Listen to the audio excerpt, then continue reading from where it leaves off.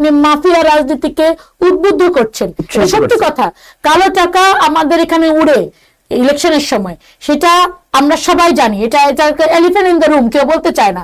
কিন্তু কালো টাকা উড়ে মাসেল এবং মানি, এবং আমাদের ইলেকশন এখনো আসলে যেটা কি বলে, মানে অফিসিয়াল ক্যাম্পেইন তো শুরু হয়নি, তার আগে একজন প্রার্থী গুলিবিদ্ধ হয়ে এখনো স্কয়ার হাসপাতালে পড়ে আছেন, যে আপনার চট্টগ্রামের প্রার্থী যিনি।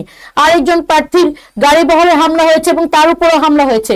আরেকজন প্রার্থী যে আব্দুল্লাহ আওয়াল মিন্টু সাহেব, ওনার গাড়ি বহরে হামলা করে 50টি গাড়ি ভেঙে ফেলা হয়েছে এবং কতগুলি হোন্ডা লুট করে নিয়ে যাওয়া হয়েছে, তার কোনো হিসাব নেই।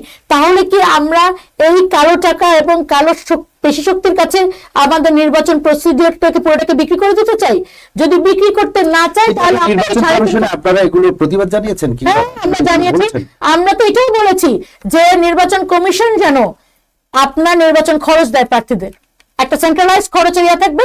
নির্বাচন কমিশন একটা প্রার্থীকে বলে দিবে তোমাকে এতগুলা ফেস্টুন, এতগুলা লিফলেট, এতগুলা পোস্টার দেওয়া হলো, যদি পোস্টার অ্যালাউ ছিল তখন, সেই হিসেবে আমরা বলেছি।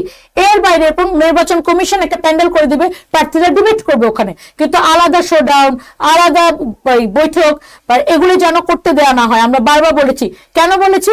এই কালো টাকার প্রভাব কমিয়ে আনার জন্য বলেছি। কিন্তু নির্বাচন কমিশন তো আসলে আমাদের প্রস্তাবটা নেননি অথবা নিতে পারেননি।